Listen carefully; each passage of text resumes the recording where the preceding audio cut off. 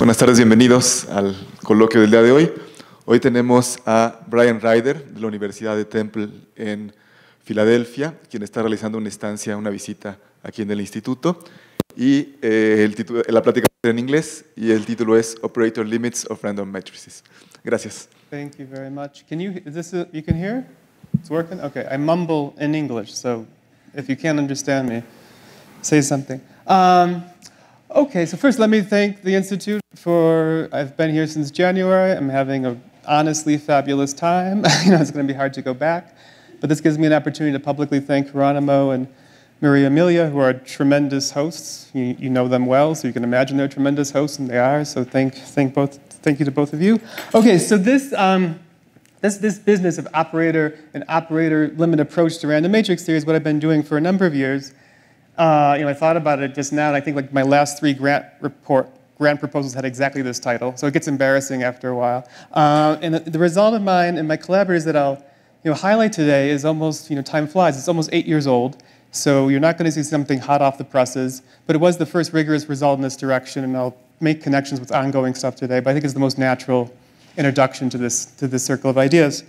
But first, what is the study of random matrices in general? And so here's my standard propaganda, and there's a few people in the audience that are taking my class. I'm like an old professor that only has 2 jokes.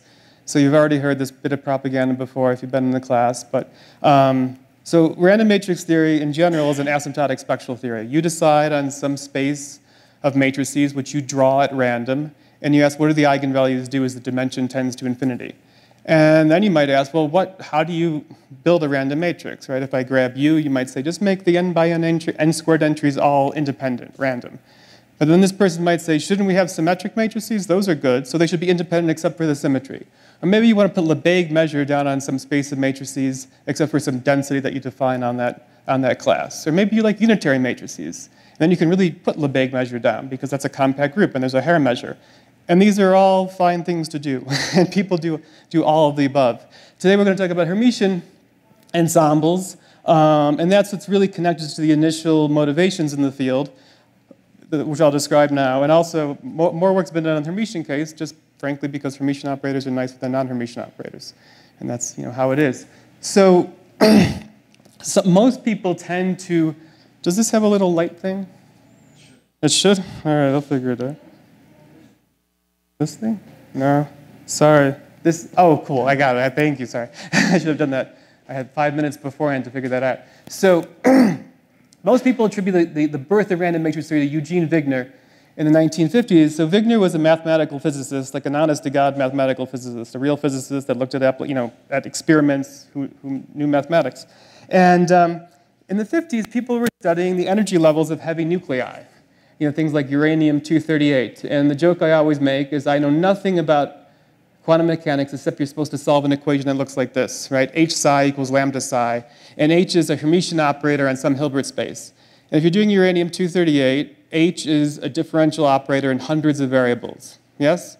So there's nothing to do, right? I mean, you can't write it down. And if you could even write it down, you would just stare at it for the rest of your life. I mean, there's literally nothing intelligent to do. So Wigner said, well, look, what do we know about the Hamiltonian? Nothing, right? Effectively nothing except for some fine symmetries.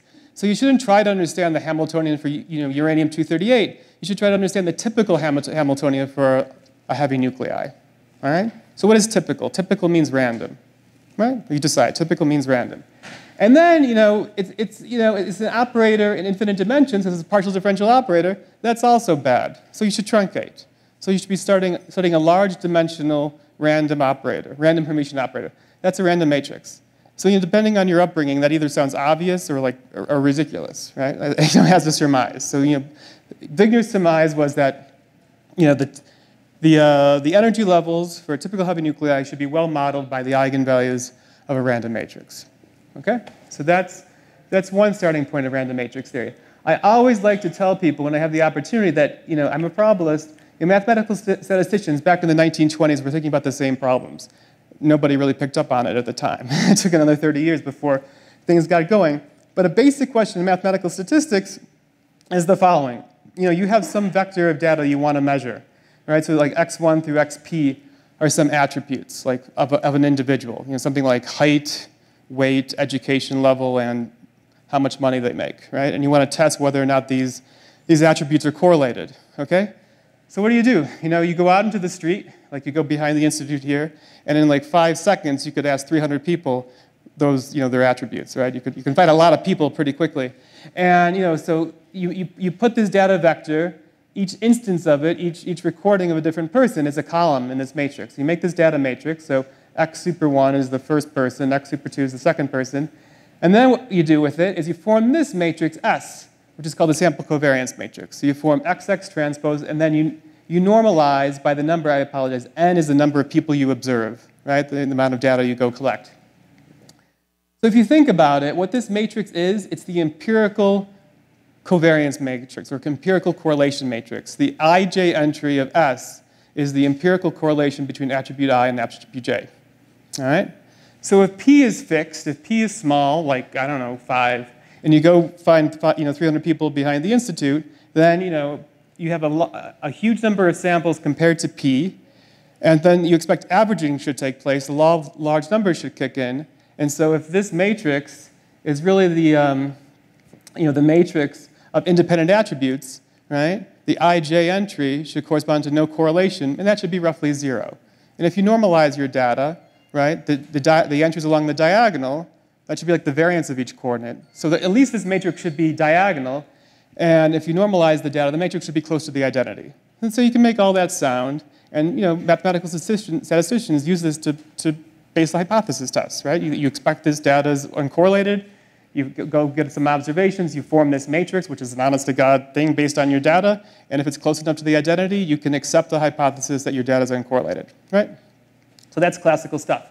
But even in the 1920s, people were coming up against applications where P was huge, right? You can think of applications in biology, right, where P is tens of thousands, and it's too expensive to go out into the world and take n samples where n is much larger than P, or expensive or impossible, right?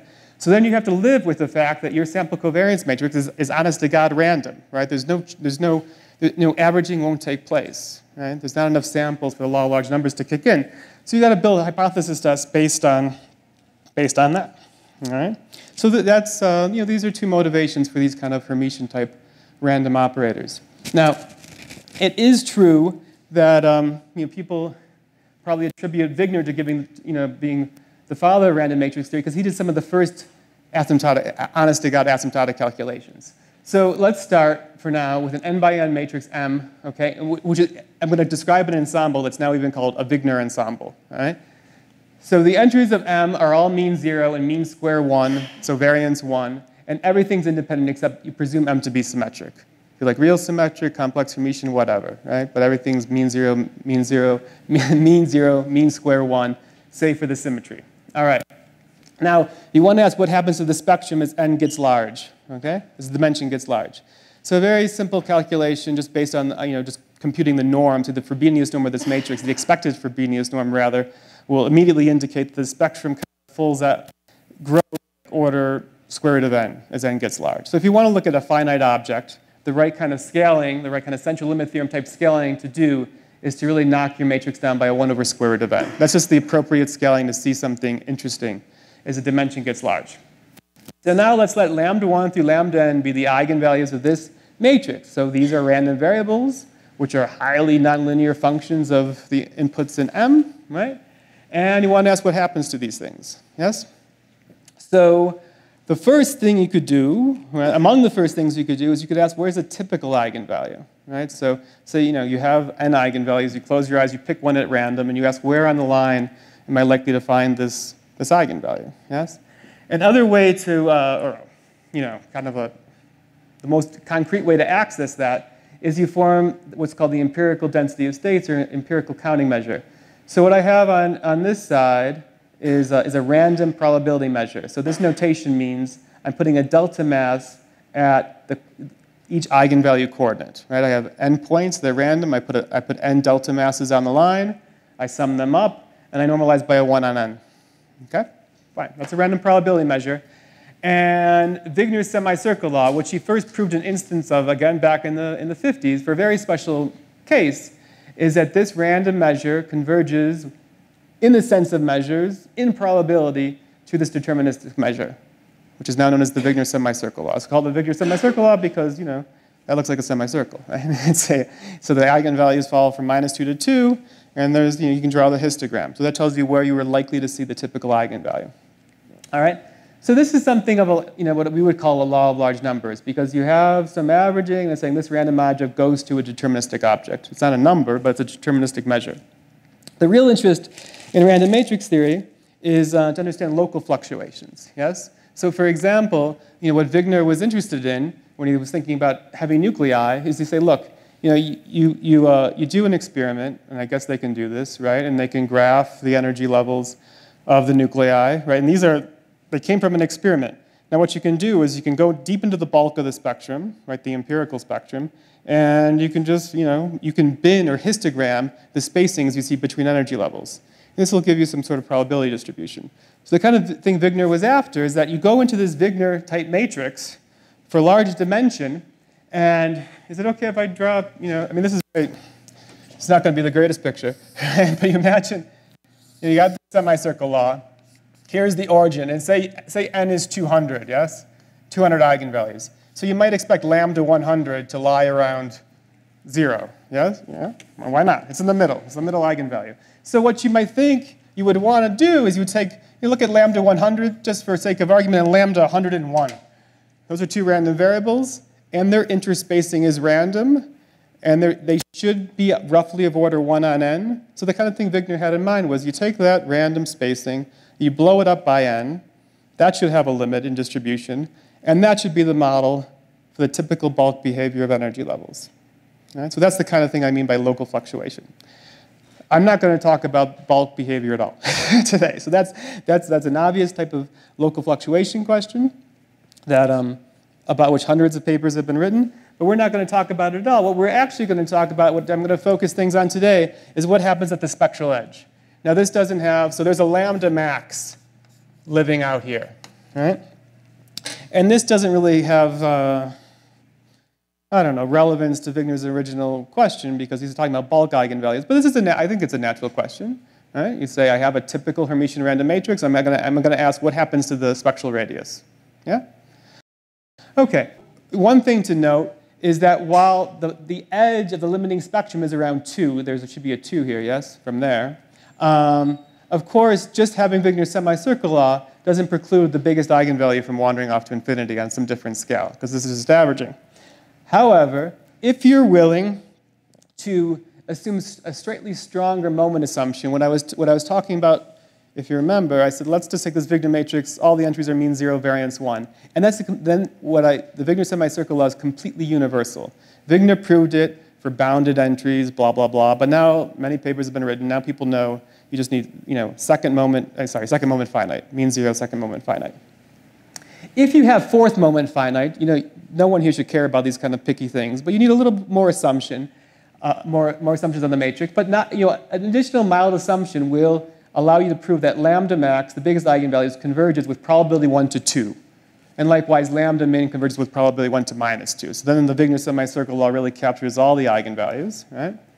And then the kind of question the probabilist would ask, does there exist some exponent and some random variable such that if you take lambda max -2, that's going to 0 as n goes to infinity. You want to blow that thing up in n at some rate, n to the gamma.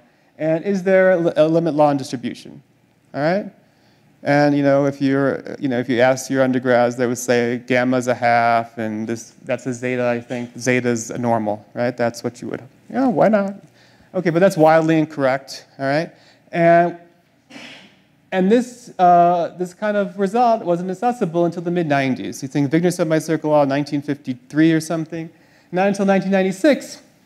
Was this kind of very simple question, or it's not simple, but simple sounding question, able to be solved. So Craig Tracy and Harold Whittam in 1996 proved the following. And what's really striking is that they could first only do it in the complex Gaussian case. What I mean is the entries were Gaussian and they were complex Gaussian. They couldn't even do it in the real case at first, for reasons I'll explain. But that should be surprising. And oops, and here's what happens. So that gamma is 2/3, so that's already an unusual scaling. And the limit distribution, I'm writing here explicitly. That's emphatically not Gaussian. This is now called the Tracy-Whittem-2 law, because there turned out to be 3 classical Tracy-Whittem laws due to Tracy and Whittem. This is the first of them. It's the second on the list, but the first one they discovered. This is called Tracy-Whittem-2. And here's an explicit formula. It's the exponential, some running integral, little polynomial factor times u squared ds, where u is a solution to this nonlinear ODE, which is a version of Panlevet 2.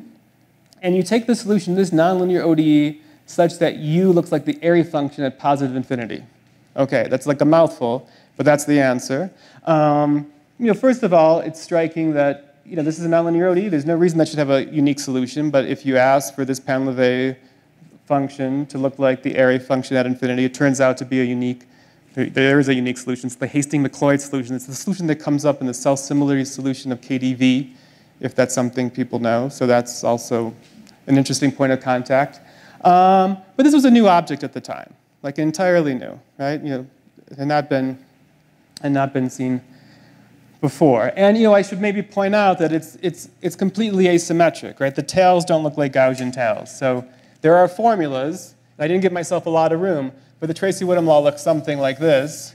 So the tails over here look like e to the minus order lambda cubed, and the tails in this direction, can people see this? Yell at me if not. Will look like e to the minus order lambda to the 3/2.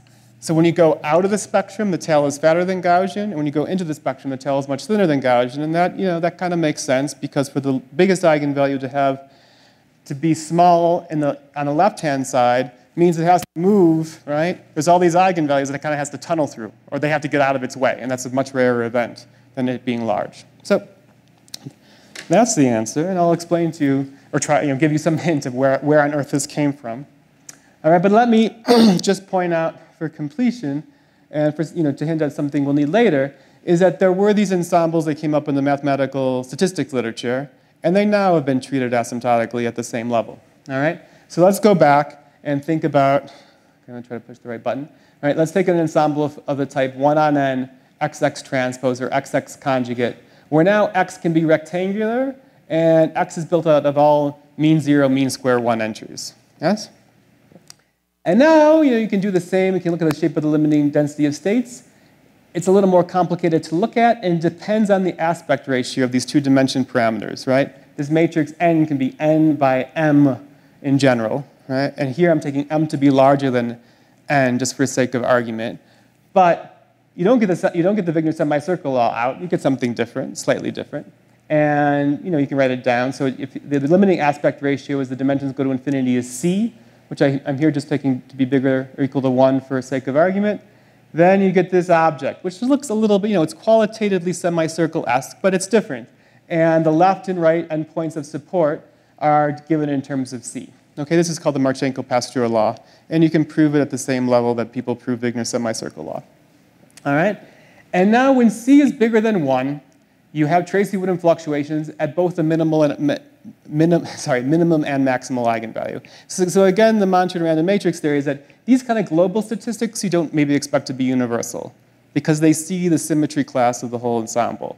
Right? But when you look at something local, like what happens to the biggest eigenvalue, that shouldn't matter whether you're looking at a Hermitian matrix, a sample covariance matrix, right? All those kind of global features should go away when you look at a local fluctuation. And that's where you should see essential limit theorem type behavior. Yes? So again, if you look at the maximal eigenvalue or the minimal eigenvalue, because maybe I should try to draw another picture, because keep in mind that for these kind of ensembles, the eigenvalues are positive, right? So you have a bump that looks like that, and it qualitatively looks like if c is bigger than 1, you have some sort of bump, right? That qualitatively looks like the semicircle law, and indeed you have Tracy-Whittem fluctuations at both ends. And this again was first worked out in the complex Gaussian case. It was worked out by an actual mathematical statistician named Ian Johnstone, and he just copied Tracy-Whittem's initial analysis, but he cared about the sample covariance case because that's the ensemble that he cared about. Now, I want to point out one little thing. If c equals 1, all right, if these ensembles asymptotically square, then if you're really paying attention to the minute details, the left edge of the spectrum is at 1 minus square root of c squared. That's 0. All right? So what happens then is that qualitatively, you get a blow up. The density of states looks like this, and you have a singularity at the origin in the spectrum. So you can't expect that lambda min is Tracy-Whittem still. It has a different fluctuation law. That's called the hard edge of the spectrum. That's, again, something we're not going to talk about. But that basically is it, classically. There's bulk fluctuations, what Tracy-Whittem type fluctuations, what people call soft edge fluctuations, and these minimal eigenvalues that happen in these kind of sample covariance ensembles, which we call the hard edge. But that's just, that's the full run of the gambit, and we're going to focus on these soft edge things. So that's just for the deep aficionados. That's something I won't focus too much on today. So there are these two ensembles. They have different density of states, but at the extremal eigenvalues, with some caveat about this parameter in the Fisher case, you get these Tracy-Whittem laws that seem to come from space, and they could only be worked out in the complex Gaussian case. So there are questions, right? So why could they only be worked out in the complex Gaussian case at first? And this has to do with a number of analytic miracles. So random matrix theory is a field that's blessed with all sorts of solvable or integrable models. They're models for which you can do exact calculations. And then once you figure out what happens in the exactly solvable case, you can hope to generalize. And here's the deal. So if you take, you start off with that Wigner matrix M that I described on the second slide maybe, where all the entries are complex, standard complex Gaussians. This is called the complex unitary ensemble because it's Gaussian and it's invariant under unitary conjugations. It's not a unitary, it's a Hermitian matrix, yes? It turns out that you can write down the joint density of eigenvalues, right? This induces, you build this n by n matrix up by its entries, and that induces a law on the eigenvalues. There's a Jacobian calculation to do. You want to pass from matrix entry coordinates to eigenvalue eigenvector coordinates. No one says you can actually, it's a calculus problem, like a hard calculus 3 problem. No one says you can do it, but in this case you can do it, right? And this is what happens. The joint density of eigenvalues for GUE in the complex Gaussian case looks like there's a Gaussian weight on each eigenvalue coordinate, and then there's this interaction term, which is the product of the differences squared, all right? So that's wonderful, but now you want to do something with this formula. Just because you have a formula, you want to understand what happens to the biggest eigenvalue, the biggest point under this measure as n goes large, right? So more miracles are going to happen for you to have a chance. Well, this interaction term is actually the square of the van der Maan determinant. Okay. This is a product of scalar functions. That's also a determinant. So you could write this whole density as a determinant if you want, right? And due to row operations, you can write it as a great many determinants. It turns out there's a correct way to do things. So I'm not going to show you this calculation, but up to a constant, you can re-express this density, this joint density of n eigenvalues, as a single determinant where each ij entry is a certain function of the ij coordinate that you're trying to integrate over. And this k sub n turns out to be the kernel that projects onto the span of the first n Hermite polynomials. So some completely explicit object, all right? So that's, that maybe sounds like good things are happening. But this projection nature of the kernel is what gives rise to what you really want to do. So if you have to think, if you want to say something about the biggest eigenvalue when n goes to infinity, you don't want to look at this formula, right? You want to be able to compute, what physicists call correlation functions, what in probability we call marginals. You want to be able to integrate out in this density and say something about just a few coordinates.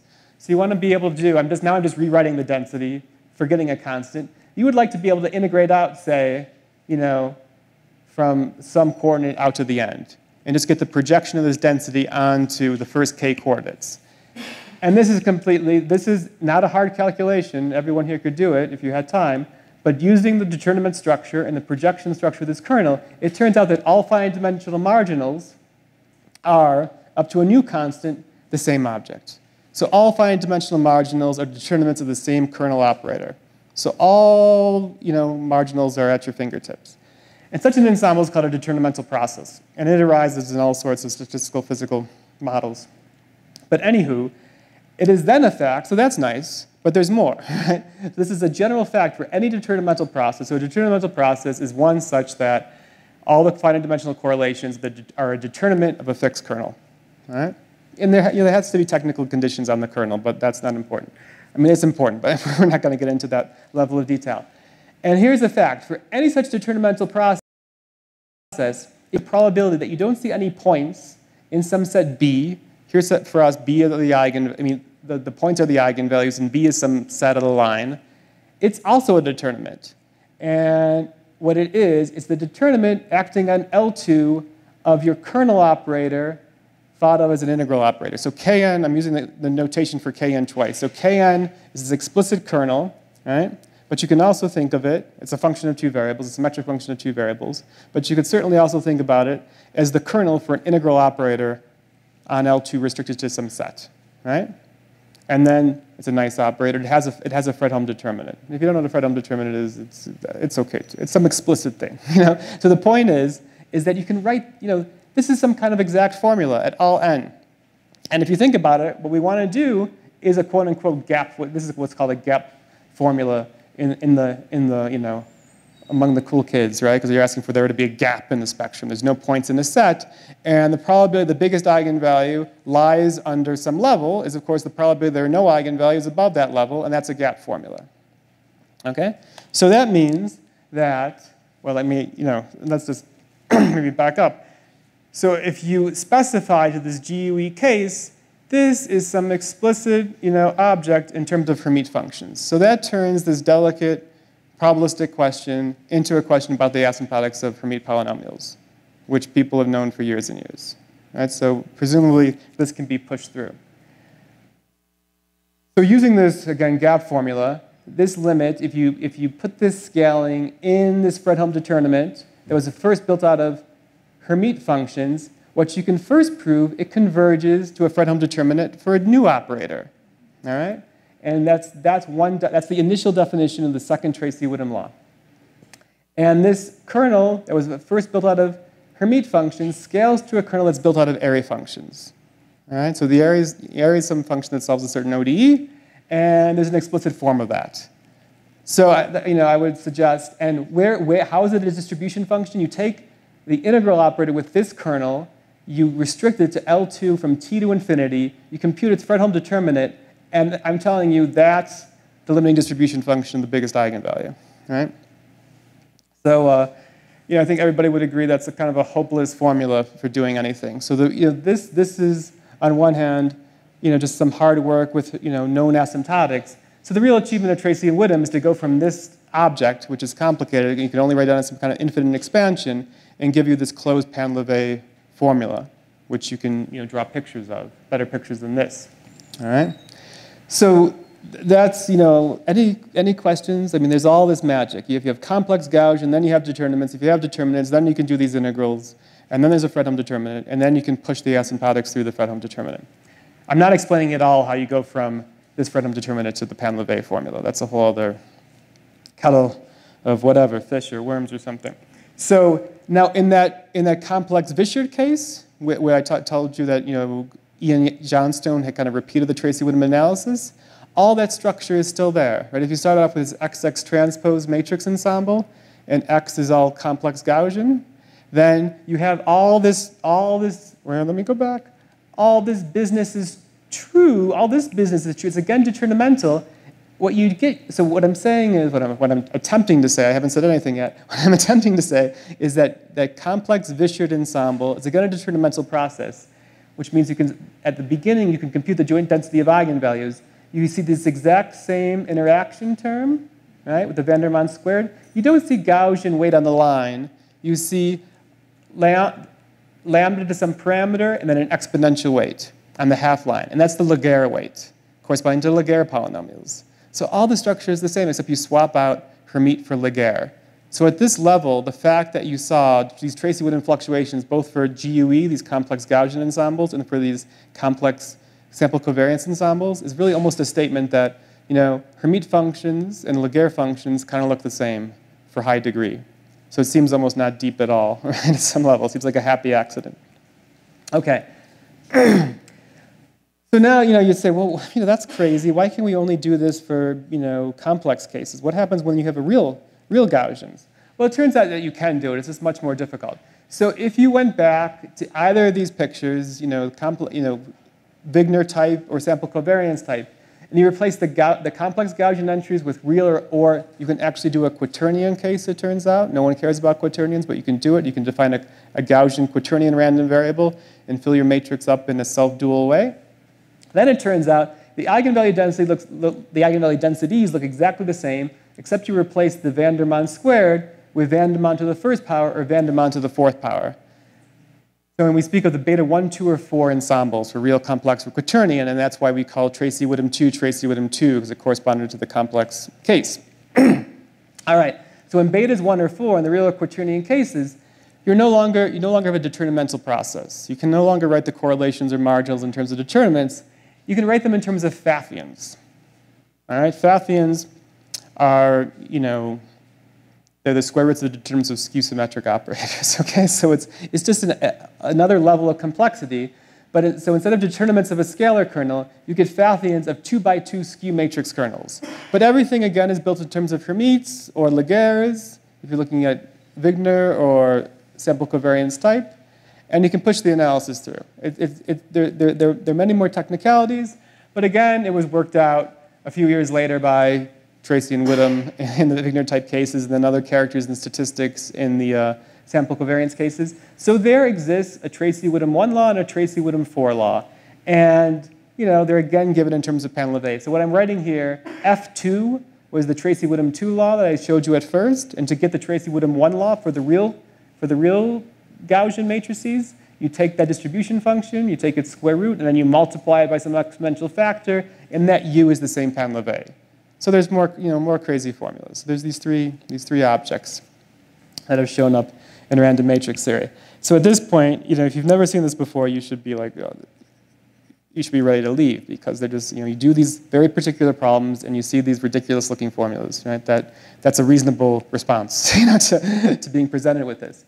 But okay, but what's really, this Tracy-Widom distribution is, it's like the Gaussian for the 21st century. I didn't say that first, somebody else said that first, right? After being discovered in random matrices, it was discovered everywhere. So first of all, it's known to be universal, right? So right now, if you started off with certain Gaussian classes of matrices, you had exact densities and you can do analysis, and we found these laws.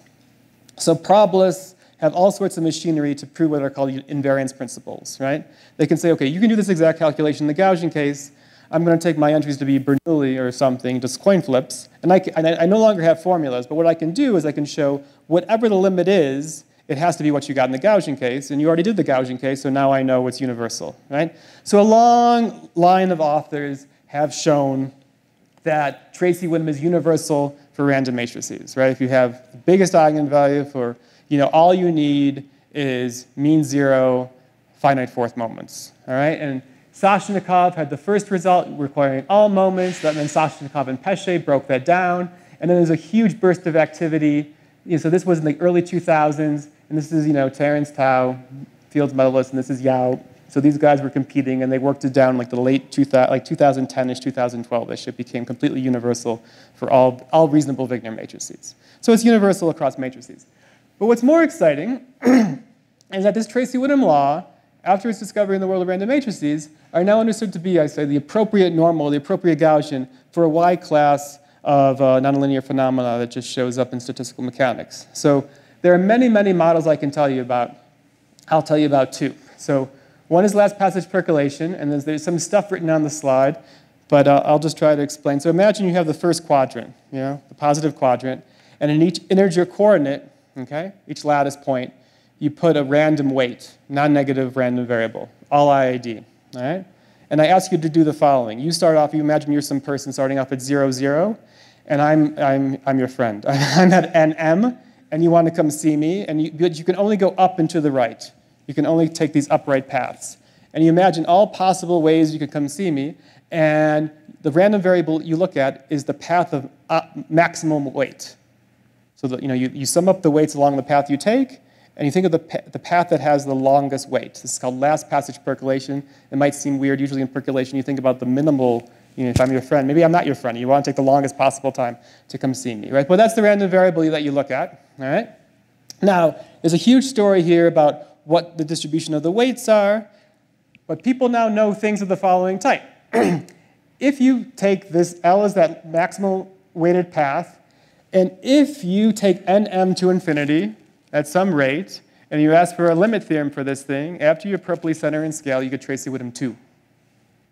Nothing to do with random matrices, all right? There's a point-to-line version, so instead of, you want to go from 0, 0 to some specified point, imagine you just draw a line on 45 degrees out here. Do you see what I'm kind of doing here?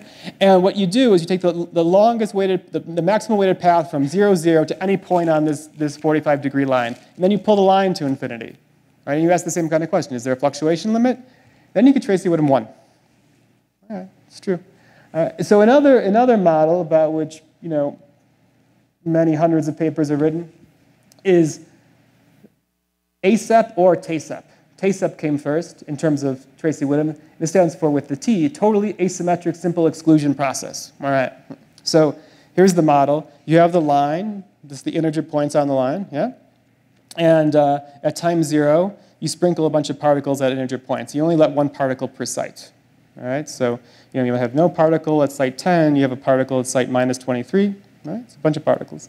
And then the process is that each particle at random times, exponentially distributed random times, wants to jump, in the total asymmetric case, they only jump to the right. That's the total asymmetry. And only one step. So just want to take one move to the right. And, but if there's somebody there's a particle there, they can't do it. Right? So they try to jump, and if there's a particle there, they stay where they are. The jump gets suppressed. That's the exclusion. All right? This total simplistic interacting particle system that you think nothing interesting could maybe happen with. Well, it turns out, if you begin with what are called shock initial conditions, so at time 0, this is to the left, right? All the slots on the negative half axis were filled with particles, and all of the slots on the positive axis were empty, so that's like a shock, right?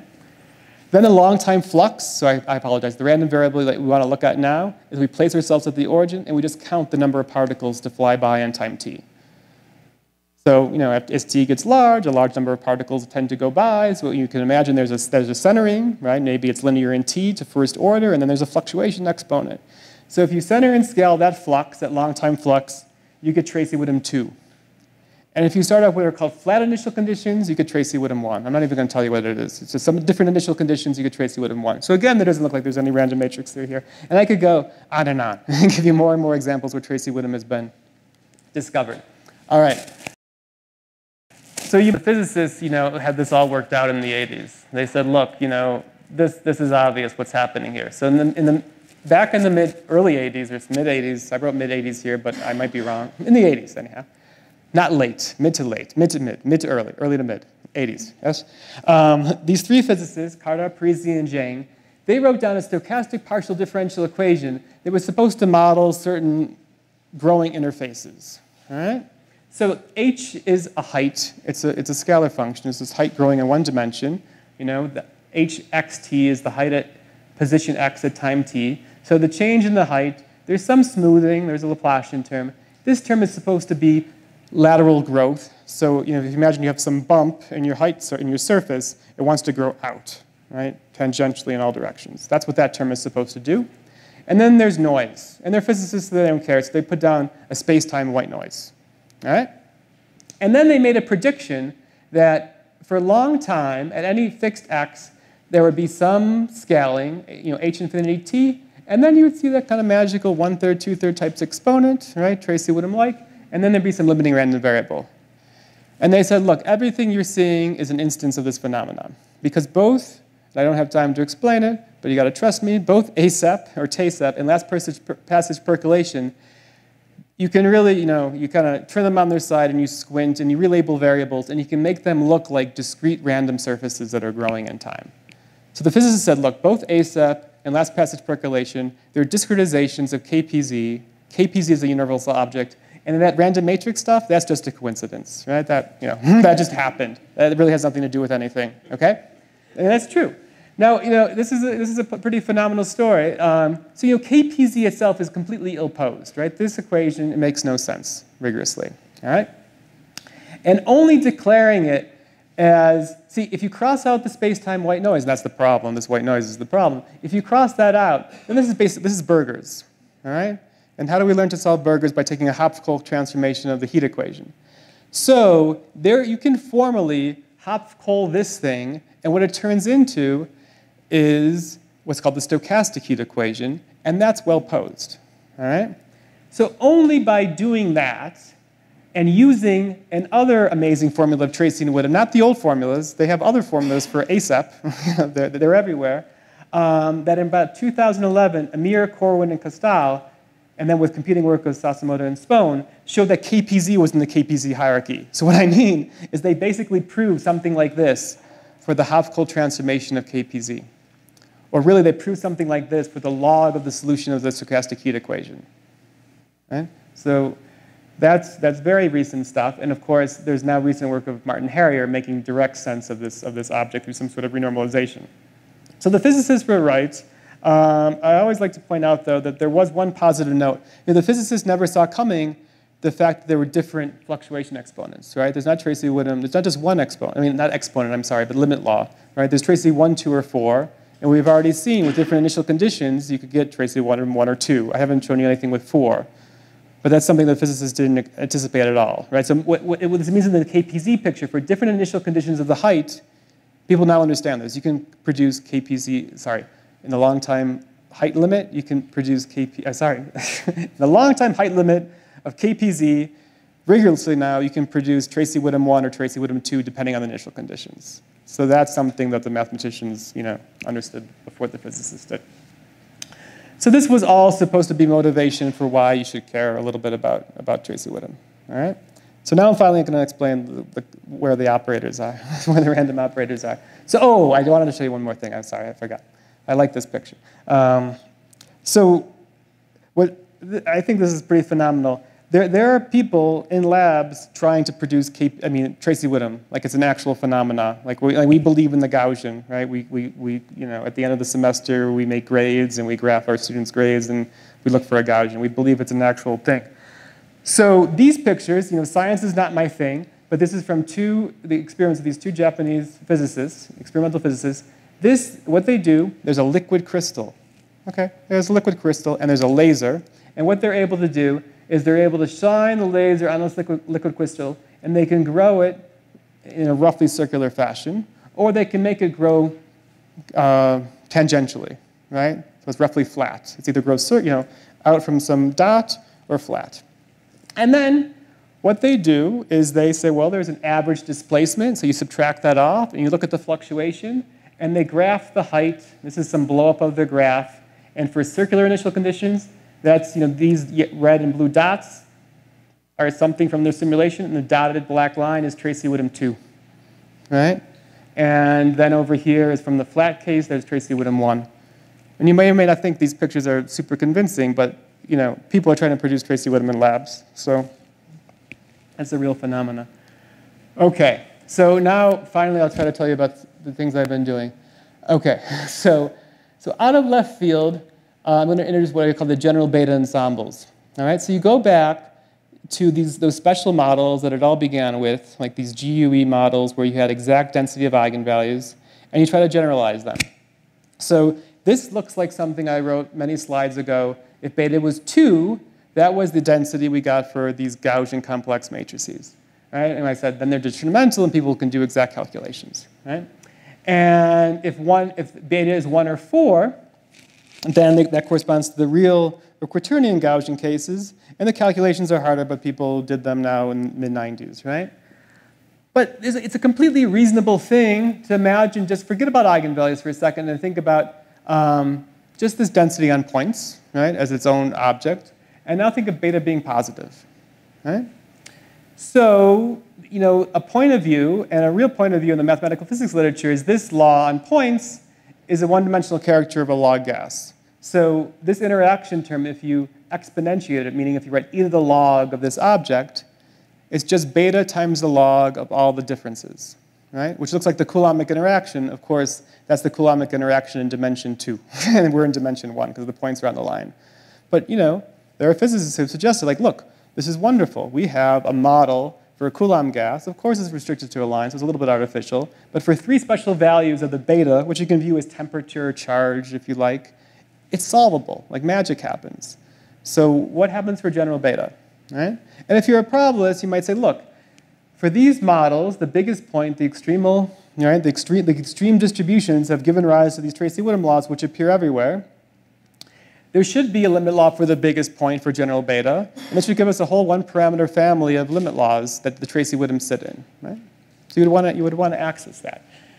Now, see, off of beta 1, 2, or 4, and this is like a hard statement to make, but there are no good formulas for the finite dimensional correlations. Right? All that analytic magic, for beta equals 8, people can't compute correlations. So all that analysis is closed. And that's why it's a hard statement to make, is that people have formulas for correlations for all rational beta, but they're terrible, and no one's been able to use them to compute asymptotics. So there are formulas, but no one's been able to do anything with them. And just to, if you want, the library here has it's like literally a 600-page book by P.J. Forrester, and it's called Law Gases in Random Matrix Theory. And it's all about this point of view, that these ensembles are Coulomb gases, and we should understand them. All right? So the question is there a 1-parameter family of Tracy-Woodham laws for all beta? Okay. So yeah, there is, right? Otherwise, the talk would stop. And so this is the first result in this kind of operator theory approach to random matrix theory. So this was back in like 2009-ish. Jose Ramirez, who's at University of Costa Rica, and Bailant Virag at Toronto, and we proved the existence of general beta Tracy-Woodham law. And here's a way to describe it. So you take a Brownian motion. There's no matrices in sight, right? And so B is a Brownian motion, and you're going to form a random variational principal. So F is a test function. So here we have F prime squared plus XF squared integrated from 0 to infinity. And then here we have a stochastic integral. This is F squared dB, all right? At first, think of F as being beautiful, right? So there's no problem defining the stochastic integral. The beta only appears here in a scaling of the Brownian motion, all right? And then we take this quadratic form and we soup it. We take the supremum over all F in some Sobolev space. And the Sobolev space is we soup over functions that are 0 at 0. They have L2 norm 1. And they're such that the nice part of this quadratic form, because the random part is the bad part, the nice part of the quadratic form is finite. Right? And that, honest to God, is the Tracy-Woodham beta law, meaning that for beta 1, 2, or 4, that's a random variable. That's a description of a random variable. It has the Tracy-Woodham 1, 2, or 4 distribution. Right? So that's even a novel description in 1, 2, or 4. So it's a purely probabilistic description of Tracy-Woodham. Okay. So if you kind of peel back all this nonsense, that's a nice closed way to define it, if you like. So implicit in this description is that this random variational principle is well-defined, yes? And that takes work, but it's almost surely finite. What is this quadratic form? Formally, this quadratic form is the quadratic form associated with this operator, all right? The operator is minus second derivative. That corresponds to the F prime squared, right? Then I have xf squared, that's multiplication by x, right? And then I have this quadratic integral, because I have this random potential, this f squared dB. So really, and this is annoying, because I want to paint this as a random Schrodinger operator, and the random Schrodinger crowd likes to think of minimal eigenvalues, and a random matrix theory, we talk about maximal eigenvalues, so you always have to go back and forth between Tracy-Woodham and minus Tracy-Woodham. So minus Tracy-Woodham beta, what this really says, and you can make this completely rigorous, is the ground state eigenvalue for this random operator acting on the positive half line with Dirichlet conditions at the origin. Right? And this object is now called the stochastic area operator in the literature. All right? So, what's amazing here, I think, is that the beta only appears here. So beta 1, 2, or 4 is somehow magical, but in this point of view, it looks like there's nothing special about beta. And this is something that we still don't quite understand. We still don't quite understand what special happens at beta 1, 2, and 4. I know I only have 2 minutes left, right? Yeah. So what I'm gonna do. Okay. So let me just add that the limit theorem corresponds, or it pins down all the extremal points, right? So the theorem really is. Let's go back to this law, right? There is a biggest point, a next biggest point. You take the 17 largest points, you appropriately center and scale them. They converge jointly in law to the biggest points of the extreme, the 17 biggest points of this operator. All right, so in fact, this operator, even with this white noise potential, has discrete spectrum. It's inverse compact. That's something that we proved. All right, so let me just take the few seconds I have left to at least explain where I know this comes from. All right, so I said, forget about, these laws, they generalize GUE, GOE, and GSE, the real complex and quaternion cases, but forget about eigenvalues. Well, it turns out there are eigenvalues around. All right, and in fact, what our result did was it proved a conjecture by Alan Edelman and a student of his, Brian Sutton. All beta, there is in fact a system of tridiagonal matrix ensembles, random Jacobi matrices. So here's a result of, it's Iona Demetriou and Alan Edelman from 2000. And what people in my class heard me say this several times, this is the kind of result that should have been understood in like 1963, right? No one, it's just, it's one of those things that people overlooked. So here's the result. I am defining a random Jacobi matrix, a symmetric tridiagonal matrix. So HB, there's some scaling and n in beta. Along the main diagonal, I have G1, G2, et cetera. Each GK is a normal random variable, mean 0 and variance 2. Okay. And each of these chi things is what we call a chi. All right? So chi sub r is a random variable that has this density. So if r is an integer, it's in fact the law of the sum of r Gaussian squared, and then you take the square root of them. Fine. So the theorem of Alan Edelman and Iona Demetriou was this random Jacobi matrix, it's a symmetric matrix. Now, let me add, everything here is independent except for the symmetry. So those are all independent chi's. That random Jacobi matrix has density, eigenvalues lambda 1 through lambda n, and their joint density is this object. So for all beta, that random Jacobi matrix realizes the eigenvalue density that you want. Why? Where does this come from? Let me just try to say 2 words, because I'm running out of time. So I think this is a funny story. Alan Edelman is a numerical analyst by training. So every numerical analyst on the planet knows that you can tridiagonalize any symmetric matrix. This is how they like to compute eigenvalues, right? So you go from n squared entries to order n entries. And you can take any symmetric matrix and tridiagonalize by appropriate conjugations by unitary matrices, all right? This is called the Householder algorithm.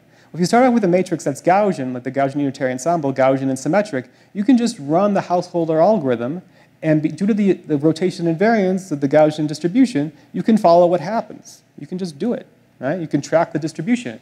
And if you start off with complex Gaussian entries, you get this with beta equals 2. And you start off with real Gaussian entries, you get this with beta equals 1. And then if you're a genius like Alan Edelman, you say, well, there's only one place to put the beta, so put it there, and then let's reverse engineer the Jacobian to go from tridiagonal coordinates to eigenvalue coordinates.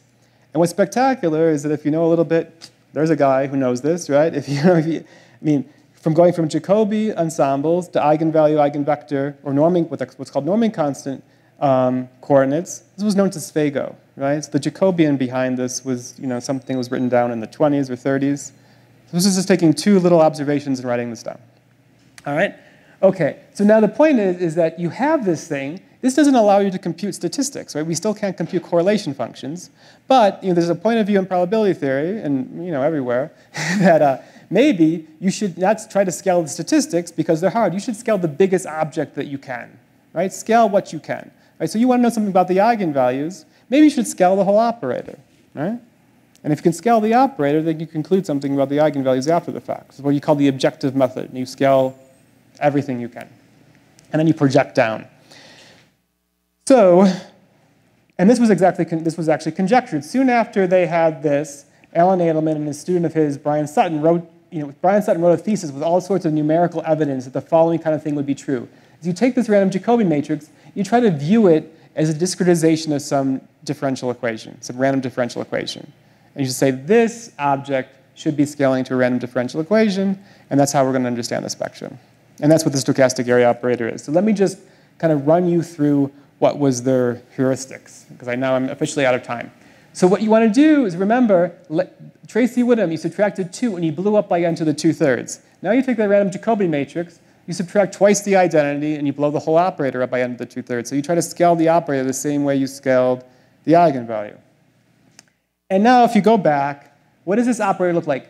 There's a bunch of little Gaussians on the diagonal. The stuff moving in n are these chi's, right? There's chi's of order n, yeah? And then they're scaled by a 1 on square root of n. So what if you do something completely boneheaded? You just invoke the good old-fashioned central limit theorem, classical central limit theorem in each entry, right?